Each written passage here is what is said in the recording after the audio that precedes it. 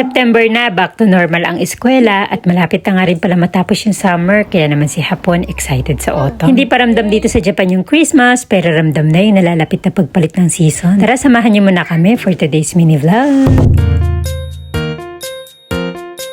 Minasan konnichiwa, Aira des, your full-time mom here in Japan. So back to normal na nga ang lahat, pasukan na naman. Kaya naman kami mag-asawa, maaga kami nagigising para hakutin yung mga anak namin sa baba. Pa-baby pa nga rin tong ate natin tuwing umaga, kailangan pang kargahin. Ay ako'y kinakabahan. Mabuti na lang talaga at kahit may edad na si Dao Minchi ay matibay pa rin ang tuhod. Kakaibang nila lang. Ako naman on the other hand, naghahanda na ako ng mga susuotin nila at dadalhin sa eskwelahan. Nag-aayos na rin ako ng sarili ko kasi sinabi ko naman sa inyo, diba, yung mga nanay dito sa Japan, walang pindangga, lahat sila fresh. Maaga pa lang, magaganda at mga naka-makeup na kasi para sa kanila, para rin yung damit na kailangan mo isuot sa araw-araw. So inipitan ko na nga lang si Ate Yuichang natin kasi humahaba na naman yung buhok niya. Aywan ko ba, kapapagupit ko lang dito eh. Ang haba na naman ang hair.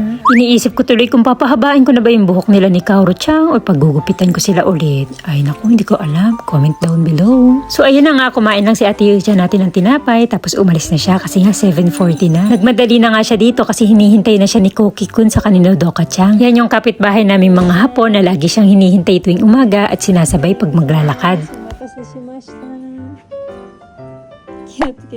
Hindi naman nila kailangang hintayin si Yuichang pero lagi nilang hinihintay. Kaya naman nagpapasalamat na lang ako kasi hindi niya kailangan maglakad na mag-isa. Siya nga pala, kilala niyo ba si Michang, yung mabait namin kapitbahay na Hapon? Ayun, nagpapagaling nga siya kasi sumakit daw yung balakang niya, kakabudot dance. Ay, buhat pala. Wala tuloy kaming libreng gulay. Ay, parasite. Uy, joke lang ha. Pero sana gumaling na nga siya kasi nasanay na akong kakwentuhan siya tuwing umaga. So ayun na nga, bago nga ako pumasok ng bahay, ay pinakain ko muna tong aking mga anak na medaka. Tapos ngayon ko nga lang napansin na ito palang maliliit na susong ito ay kumakain din.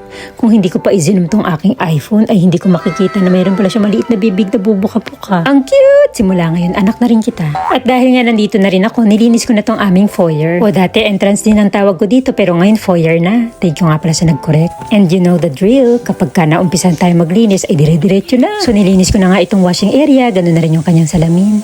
Salamin sa tagtang panahon. Ay parang mali yata yung lyrics ko. Siyempre nilaban ko na rin itong mga labahin, mahirap na matambakan. Masyadong malakas ang kalaban, malalakas manamit. Kinuskus ko na nga rin tong toilet sa taas na hindi naman masyadong ginagamit pero nagdudumi. Nakakapagtaka pero hayaan mo na, lalasunin ko na lang siya.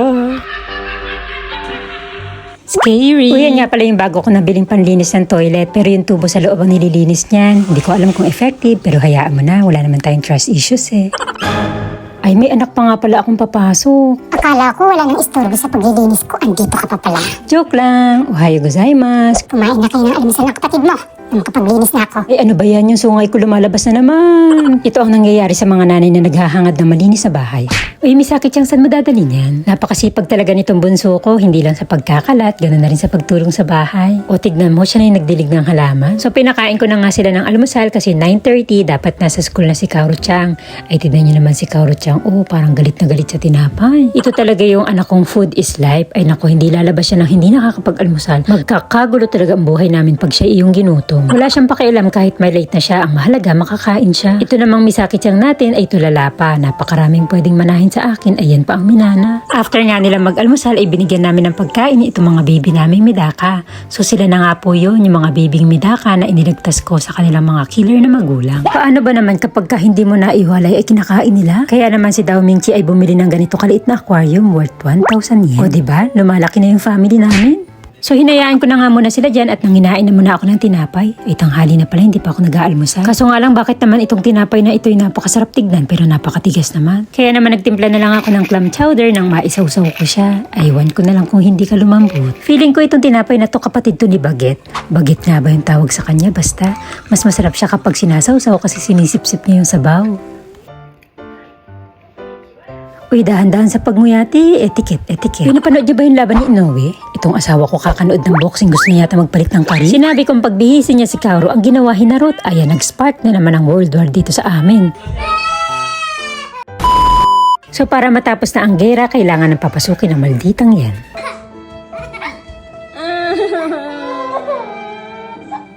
Huwag ka mag-alala anak, ipaghihiganti kita. Kukunin natin sila Totoro mamaya pag alis niya. May balak pa ba kayong pumasok? Ay, ito pa tapos na. So, nag-toothbrush na nga dyan si Kaoru-chan natin. Nag-makeup ako ng kaunti. Inipitan ko na rin siya kasi mahaba na rin yung buhok niya. Bunso ko. Bunso ko na iyo.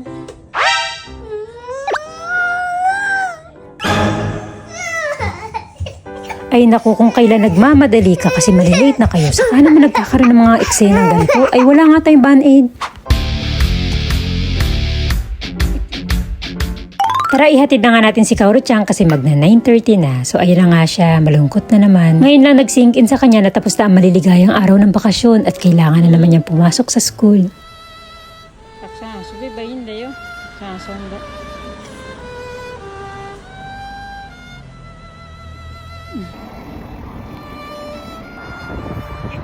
Nakasabay ko nga rin pala yung aking mga kaamiga. Pare-parehas kami ng bisikleta. Ganito kasi yung mother's bike dito sa Japan. Pagdating nga sa school, ayaw humiwalay ni Kaoru-chan with matching dupasay pa. Pero ganyan talaga, miski nga yung matatanda after ng long vacation, ayaw pumasok, diba? Tinatamad. Pero kailangang labanan ang katamaran sa katawan na may marating sa buhay. Tulad na lang ng batang ito, oy 2 years old ka na, tulungan mo ako maglinis ng bahay. Bigyan na ng basahan yan. So si Misaki-chan po natin, magti-3 na siya this year at nahahalata ko talaga na naboboring na siya dito sa bahay namin.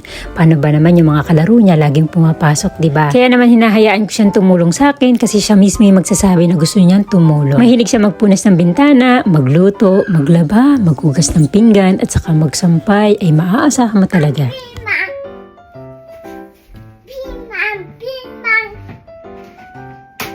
Mama, piman da no? Piman? Mamaがピーマンなの? Piman じゃない. Pimanじゃない? Mama. Mama? Mama. Mama? あなたピーマン? ピーマン。ピーマンしてる? 野菜? 野菜だよ。ピーマンの野菜? 何？ピーマンの野菜? 野菜？ Sorry anak, pero kailangan mo malaman yung katotohanan na hindi ka piman. Pagdating ng tanghalian, nagluto nga pala ako ng asparagus na binalutan ng meat at saka binudburan ng paminta sa asin. Ang tawag namin dito ay shokosho. So binudburan ko nga rin pala ito ng potato starch, pwede rin yung corn starch, pampatibay ng kanilang samahan para hindi sila maghiwalay sa hirap at ginhawa. Ano bang sinasabi mo? So ipinirito ko nga lang po yan at napakabilis ito maluto. Make sure na itatry nyo kasi napakasarap nito. Siyempre, pinartneran ko yan ng miso-shiro, nato pang paganda at yasay salad. Hindi ko na vinidyohan yung aming pagkain kasi baka mainggit lang kayo. Uy, joke lang, baka maniwala ka, marami pa namang hindi mabiro dito. Fast forward, si Hapon naman maghapon na sa labas, hindi ko maintindihan, nagpapapansin yata sa akin. Uy, hindi, ikinakabit niya kasi dito sa payong yung nabili niya sa IKEA na kulambo. So pinapaganda na nga po niya yung garden namin kasi masarap po dyan magkape, magpalipas ng oras, lalo na dahil September na po ngayon at malapit na mag-iba yung simoy ng hangin. Uy, may mga naglalakad na bata, sandali lang ha, salubungin ko lang si Yui-chan.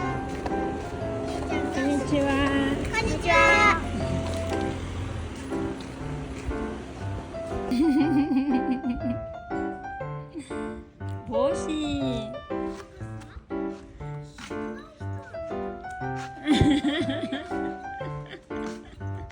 Boshi, かぶらないと暑いじゃん。暑くない。すごいじゃん。暑くない。はい、暑くない。暑すぎるじゃん、その子。暑くないの、それ。Pagdating ng 2:30, nasundo ko na si Kaoru-chan at nakareceive na ako kay teacher ng ganito. So ito yung pipirmahan kasi mag-aaral na si Misaki-chan natin next year. Si Daoming-chi naman na ikabit na niya yung kalambo at nagtatanim naman siya ngayon ng mga bulaklak para daw mas maganda yung kapihan namin. O sige, hanggang dito na lang. Thank you for watching. Please like and share na rin for more upcoming videos. Bye!